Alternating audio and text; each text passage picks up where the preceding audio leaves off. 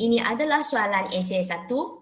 Okey, barang dan perkhidmatan yang dihasilkan dalam ekonomi tidak mencukupi. Okey, akibat sumber ekonomi yang terhad. Bincangkan pernyataan tersebut dari segi individu, firma dan juga kerajaan. Okey, jadi sekarang konsep yang kita perlu kaitkan dekat sini, anda cuba tengok, dia kata barang sentiasa tidak mencukupi. Jadi, kenapa demikian? Akibat sumber ekonomi yang terhad. Okey, jadi sekarang apakah yang kita nak kaji sebenarnya? Rasa-rasanya dia adalah berkaitan dengan apa? Masalah ekonomi. Okey, yang terdiri daripada? Pilihan, kekurangan dan kos lepas. Yes, sepatutnya kita mula dengan kekurangan dulu ya. Ya, bermaksud dekat sini, ayat yang pertama ini, okey, dia sebenarnya nak kita fokus tentang masalah ekonomi. Okey, untuk maklumat pelajar, masalah ekonomi ini sebenarnya terdiri daripada 3 ya, adanya 3. Yang pertama adanya kekurangan. Okey, selain daripada kekurangan, kita adanya pilihan dan lagi satu adalah berkaitan dengan kos lepas. Jadi inilah masalah ekonomi yang kita akan kaji nanti. Okey, tetapi anda cuba tengok semula soalan ini, dia nak anda bincang pernyataan tersebut. Pernyataan ini sebenarnya merujuk masalah ekonomi yang kita nak kaji ini. Tapi dia nak anda bincang dari segi individu, firma dan juga kerajaan. Bermaksud nanti esei yang anda sediakan, selain daripada kekurangan ini, nanti ada individu, okey, adanya firma, adanya kerajaan untuk konsep kekurangan. Begitu juga dengan pilihan, begitu juga dengan kos lepas. Kita akan bincang macam ini. Itulah rangka jawapan kita nanti. Okey, sebelum saya teruskan, saya nak beritahu, okey, nanti selepas saya bagi tahu, okey, berkaitan dengan kekurangan kan, saya sebenarnya akan bagi definisi kekurangan dulu.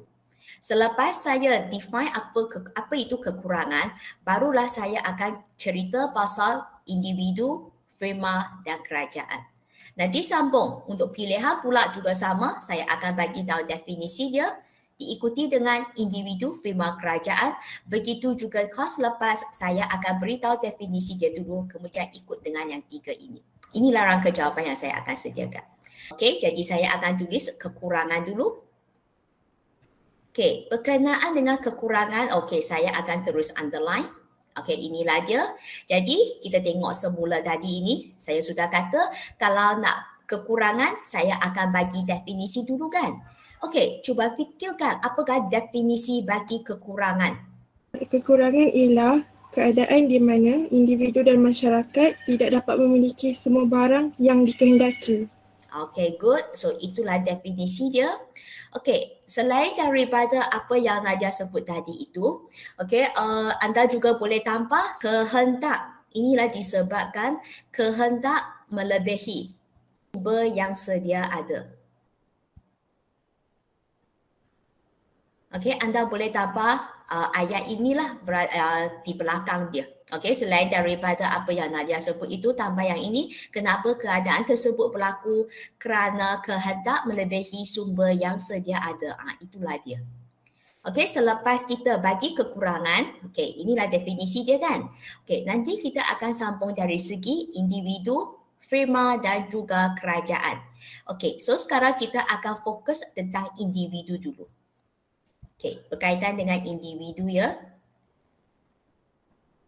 Okey, jadi sekarang Miss nak tanya, individu ini sebenarnya dia menghadapi kekurangan apa? Nasri?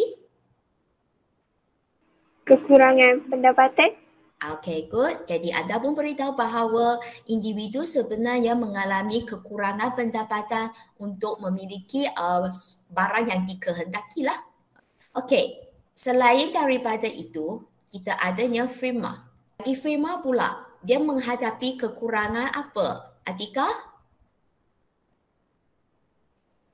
Kekurangan faktor pengeluaran. Okay, good. Anda boleh sebut selain daripada menggunakan perkataan faktor pengeluaran, anda juga boleh menggunakan perkataan sumber ekonomi. Okey, mana-mana satu pun boleh. Okey, jadi anda pun sebutlah Prima menghadapi kekurangan faktor pengeluaran ataupun sumber ekonomi sebab kekurangan faktor ini kan. Okey, untuk menghasilkan barang dan perkhidmatan. Okey, ingatlah Prima dia adalah untuk menghasilkan barang dan perkhidmatan. Macam tadi individu ini dia adalah untuk memiliki ataupun memperoleh barang dan perkhidmatan. Okey? Okey, and lastly, kerajaan. Sekarang kerajaan dia sebenarnya menghadapi kekurangan apa ya, Saitatun? Hasil. Okey, so anda boleh beritahu bahawa kerajaan sebenarnya menghadapi kekurangan hasil. Okey, hasil dekat sini sebenarnya dia merupakan perolehan pendapatan bagi sesebuah kerajaan. Jadi anda boleh sebut kerajaan menghadapi kekurangan hasil untuk melaksanakan segala projek ataupun melaksanakan semua projek. Okey, sebab kerajaan biasanya dia nak menjalankan pelbagai projek kan. Jadi itulah dia. Okey, jadi selepas anda huraikan semua benda ini, okey, barulah kita selesai untuk bincang bahagian kekurangan saja. So, nanti cara yang sama kita akan sambung untuk pilihan. Begitu juga dengan kos lepas. Kita akan ikut rangka yang sedemikian. Okey. So, sekarang kita sambung yang kedua pula. Okey, ini masuk peringkat yang kedua ya. Kita akan teruskan dengan pilihan. Jadi sekarang juga sama, kita akan bagi definisi dia dulu macam tadi. Okey, macam yang ini ya. Definisi bagi pilihan. Okey, Miss nak beritahu kenapa pilihan berlaku. Anda kena tahu, pilihan berlaku disebabkan wujudnya masalah kekurangan. Masalah kekurangan okey, menyebabkan pilihan berlaku.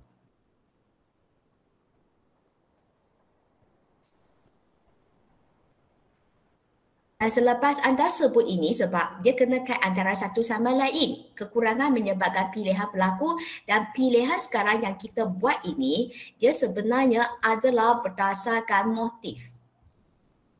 You punya kata kunci dekat sini, you mesti kaitkan dengan adalah berdasarkan dengan motif. Inilah kata kunci anda. Ataupun kadang-kadang ada buku rujukan dia tak guna perkataan motif, dia guna keutamaan pun boleh diterima. Okey, saya ulang. Okey, masalah kekurangan menyebabkan pilihan perlu dibuat dengan berdasarkan motif. Pun boleh macam itu. Janji you ada sebut kenapa wujudnya pilihan akibat kekurangan dan macam mana kita nak buat pilihan ini berdasarkan motif kita. Okey, dengan reti kata lain, nanti apabila saya nak cerita pasal individu ke, firma ke, kerajaan ke, semua yang saya bincang itu mestilah berdasarkan dengan motif. Okey, sekarang kita cuba tengok yang pertama. Kita mula dengan individu dulu. Okey, macam tadi ya, ada 3 ini. Katakanlah dia nak beli rumah dan kalau mampu pada masa yang sama dia nak beli kereta juga. Kalau boleh, dia nak beli kedua-dua ini, rumah dengan kereta. Tetapi disebabkan sekarang individu ini dia kekurangan pendapatan. Jadi kekurangan menyebabkan kita kena buat pilihan kan. Individu ini dia kena buat pilihan. Sama ada membeli rumah ataupun membeli kereta. Jadi sekarang dia kena buat pilihan untuk membeli satu barang saja akibat kekurangan pendapatan. Dan macam mana dia boleh buat pilihan? Tadi saya sudah kata berdasarkan motif dia. Sekarang soalan saya, apakah motif bagi individu ini? Wani? Memaksimumkan kepuasan. Yes, good. Jadi anda kena sebut, okey, katakanlah anda boleh bagi satu andaian, mungkin bagi satu contoh, katakan individu ingin membeli kereta dengan rumah ke, okey, disebabkan kekurangan jadi dia kena membuat pilihan dengan berdasarkan motif dia iaitu dengan memaksimumkan kepuasan. Itu kata kunci anda. So you boleh guna satu contoh untuk ulaskan, okey, bahagian sini. Okey, begitu juga dengan firma. Dan dengan firma ini, kalau katakan dia merupakan, kita kata penanam, okey, sama ada dia fikir dia nak tanam pokok getah ke ataupun pokok kelapa sawit ke, okey, kalau boleh dia dua-dua pun nak tanam. Tetapi disebabkan dia kekurangan, okey, kita tengah kaji kekurangan kan. Dia kekurangan faktor pengeluaran ataupun sumber ekonomi. Sumber ekonomi dekat sini, you tahu ada 4. Tanah, buruh, modal dengan usahawan. Katakan dia nak tanam kan. Jadi katakan dia sekarang menghadapi kekurangan tanah. Dia hanya mempunyai sebidang tanah sahaja. Dia kena buat pilihan. Sama ada dia nak tanam getah ke ataupun kelapa sawit. Jadi dia kena buat berdasarkan motif dia. Apakah motif bagi Firma? Pati? Untuk memaksimumkan keuntungan. Okay, yes. Itu kata kunci anda. So juga sama, anda boleh bagi satu situasi, kemudian anda ulaskan dan kaitkan motif Firma dia adalah memaksimumkan keuntungan. Anda boleh nampak semua yang saya tulis dekat sini, saya hanya tulis kata kunci dia sahaja. Jadi masa anda tulis esei itu, pastikan anda ada tulis perkataan ini. Ini yang penting sebenarnya. Okay? Okay, lastly, kerajaan. Juga sama, sekarang kerajaan katakan, tadi saya sudah beritahu, dia kekurangan hasil untuk melaksanakan projek kan. So kalau katakan projek dekat sini, mungkin kita rujuk kepada projek pembinaan sekolah, projek pembinaan hospital, katakan ada 2 projek. Kalau boleh, kerajaan nak menjalankan kedua-dua projek secara serentak. Tetapi disebabkan sekarang kerajaan menghadapi kekurangan hasil. Hasil dia tak cukup, okey, kekurangan hasil, jadi menyebabkan dia terpaksa membuat pilihan. Dan pilihan yang dia buat sekarang kena berdasarkan motif dia. Okey, jadi sekarang apakah motif bagi kerajaan? Kastina? Memaksimumkan kebajikan. Okey, dia adalah memaksimumkan kebajikan ataupun anda boleh guna meningkatkan. Okey, meningkatkan kebajikan pun boleh. So ingat kata kunci dia dekat sini adalah merujuk kepada kebajikan. Dia akan pilihlah salah satu projek di mana dia rasa dia akan meningkatkan ataupun memberi kebajikan yang lebih banyak kepada masyarakat. So itu adalah berkaitan dengan pilihan. Okey, cuba tengok. Sekali lagi kita telah selesai bincang pasal pilihan. Kita sudah bincang definisi dia. Okey, ada individu, ada firma dan juga ada kerajaan. Okey. Okey, yang seterusnya kita akan sambung dengan kos lepas. Okey, bagi kos lepas pun sama, nanti kita akan bincang pasal definisi dulu. Okey, kemudian kita akan terus bagi individu, firma dan juga kerajaan. Okey, juga sama. Apakah definisi bagi kos lepas ni? Syahira? Kos lepas ialah jumlah barang kedua yang terbaik yang terpaksa dilepaskan untuk memperoleh barang yang pertama tadi. Okay, very good. Okay. Maksudnya kita ada 2 pilihan kan macam tadi. Dia pilih satu. Lagi satu barang yang dia tak pilih itu adalah merujuk kepada kos lepas. Okay. So ingat bagi kos lepas you punya definisi mesti ada sebut jumlah barang kedua terbaik. Ada perkataan kedua terbaik yang perlu dilepaskan untuk memperoleh barang yang terbaik itu. Okey, berkaitan dengan individu, nak cerita pasal kos lepas ini, kita perlu guna satu contoh untuk ulaskan. Mana nak ulaskan bahagian ini? Okey, contoh ya.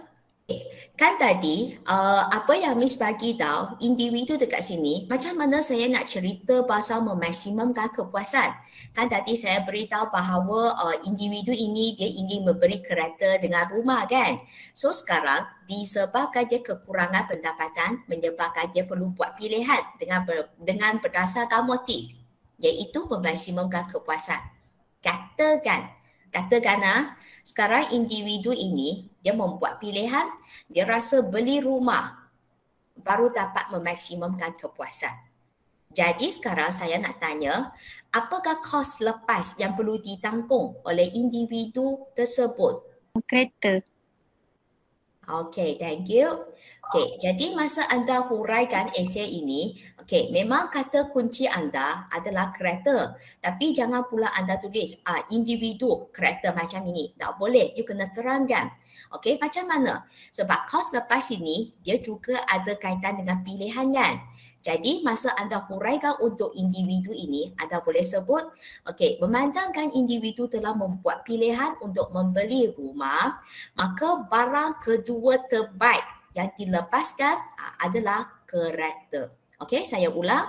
Okey, memandangkan individu telah membuat pilihan untuk membeli rumah, okey, maka barang kedua terbaik yang perlu dilepaskan adalah kereta. Okey, itulah ayat kamu yang lengkap. Ini hanya kata kunci saja sebab kita tahu jawapannya adalah berkaitan dengan kereta. Okey, boleh ya? Saya sudah beritahu pengeluar ataupun firma tersebut dia ingin disebabkan kekurangan faktor pengeluaran menyebabkan dia perlu membuat pilihan sama ada menanam pokok getah ke ataupun pokok kelapa sawit. Kalau berdasarkan motif dia nak capai keuntungan yang maksimum, dia sudah buat pilihan dia nak tanam apa. Okey, dia akan tanam pokok kelapa sawit.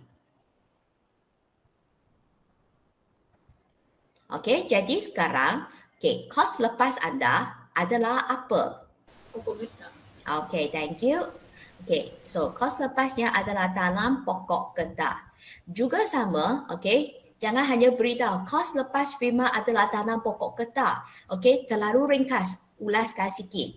Beritahu bahawa firma telah membuat pilihan untuk menanam pokok kelapa sawit, maka kos lepasnya adalah menanam pokok getah. Bagi ayat yang lengkap. So, bermaksud dalam huraian anda dekat sini, okey, saya bukan saja nak nampak kos lepas saja, okey, kaitkan you punya pilihan sekali. Pilihan dengan kos lepas. Okey, yang ini adalah untuk huraian supaya nampak lagi jelas. Okey. So, sambung dengan kerajaan pula. Okey, macam tadi pilihan itu kita kata kita kena kait dengan kekurangan. Disebabkan kekurangan hasil, kerajaan perlu membuat pilihan. Sama ada melaksanakan projek membina sekolah ke ataupun membina hospital. Okey, dia akan pilihlah berdasarkan motif dia. Tengok mana satu yang akan memberi kebajikan yang lagi tinggi kepada masyarakat. Katakan kerajaan dapati, okey, bina hospital adalah memberi kebajikan kepada masyarakat.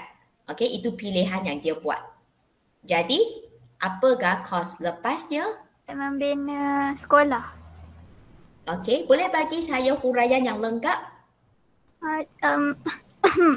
Jika kerajaan memilih untuk membina hospital, maka projek kedua terbaik yang terpaksa dilepaskan ialah projek membina sekolah. Yes, good. Itulah ayat yang saya nak. Okey, so yang kedua itu kos lepas dia, okey, adalah projek membina sekolah. So macam apa yang tadi Umi huraikan, lengkaplah. Tengok dia punya huraian itu dia ada masukkan yang ini. Huraian dia ada pilihan dengan kos lepas sekali. Jangan, sekali lagi saya ingatkan, jangan hanya bagi huraian bagi kos lepas sahaja. Okey, ulaskan untuk kedua-dua ini. Okey, jadi sekarang anda cuba tengok. Okey. Markah yang diperuntukkan untuk soalan ini adalah 10 markah kan. Okey, kalau 10 markah bahagi dengan 3, bermaksud dia tak akan jadi sama rata. Dia mungkin akan jadi sedemikian. Okey, mungkin dekat kekurangan 4 markah, pilihan 3 markah, kos lepas 3 markah.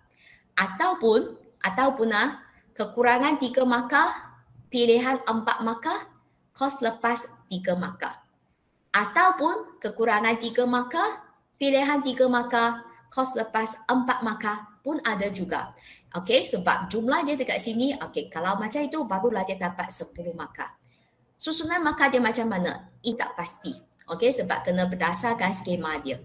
Okey, katakan, okey, kalau katakan sekarang skema dia adalah berdasarkan yang ini. Kekurangan 4, pilihan 3, kos lepas 3. Okey, contoh okey, kalau katakan 4 markah itu, okey, dia akan tengok dari segi definisi lah. Di mana okey, anda ada sebut definisi dan kaitkan kehendak melebihi sumpah. Okey, mungkin sini akan terus dapat 1 markah. Okey, lepas tu ketiga-tiga ini yang anda kaitkan itu 3 markah. So dia akan jadi 4 markah. Okey, kemudian tadi saya kata pilihan ini 3 markah kan. Jadi kalau 3 markah punya, dia sebenarnya dia akan utamakan dekat huraian anda dekat sini. Yang fokus individu 1 markah, firma 1 markah, kerajaan 1 markah. So kata kunci dia yang inilah, memaksimumkan kepuasan, okey, untuk firma, keuntungan, untuk kerajaan pula kebajikan. Itulah dia. Okey, dan kalau katakan kos lepas, tadi saya kata 3 markah kan. Okey, inilah 3 markah lah. Okey, setiap satu ini 1 markah dan pastikan huraian kamu ada pilihan, ada kos lepas. Okey, itu adalah berdasarkan dia punya skema lah. Kalau pengagihan dia maka adalah sedemikian. Kalau katakan keadaan yang sebaliknya, katakan sini 3 markah, sini jadi 4 kan. So lagi 1 markah itu dia akan tengoklah dari segi definisi dia. Okey, so itu berkaitan dengan soalan esei 1 yang berkenaan dengan konsep bagi masalah ekonomi di mana kita kaji dari aspek individu, firma dan juga kerajaan. Okey, so setakat ini ada sebarang pertanyaan ke? Miss, Ya. saya buat macam perenggan 1 tu, saya bagi definisi dulu untuk 3-3 tu. Lepas tu start dari perenggan 2 tu, baru saya buat macam individu punya kekurangan, pilihan dengan kos lepas. Boleh ke kalau macam tu? So bermaksud sekarang, you punya perenggan pertama itu, you fokus bagi definisi kekurangan. Okay, lepas tu you bagi pilihan dan kemudian you bagi kos lepas. Macam ini. Ini perenggan pertama. Seterusnya anda fokus firma. Okay, firma punya kekurangan pilihan kos lepas. Lepas itu, lagi satu, individu. Individu pun sama 3, kerajaan pun sama 3 itu. Betul ke? Macam tu saya buat. Okey, kalau katakan anda buat sedemikian pun boleh diterima, tak ada masalah. Janji apa yang Miss bincang tadi itu semua ada dekat sini. Okey. Boleh ya? So, boleh. It's up to you. You nak guna cara ini pun okey ataupun guna cara yang Miss cadangkan ini pun boleh juga. Okey ke Syahira? Okey, thank you Miss. Okey, sama-sama. Okey, kalau katakan semua pun okey, tak ada permasalahan, jadi selesailah perbincangan kita untuk soalan esei 1 ini yang berkaitan dengan masalah ekonomi yang melibatkan kekurangan pilihan dan kos lepas. Okey, jadi lepas ni pastikan anda boleh jawablah soalan tersebut. Okey?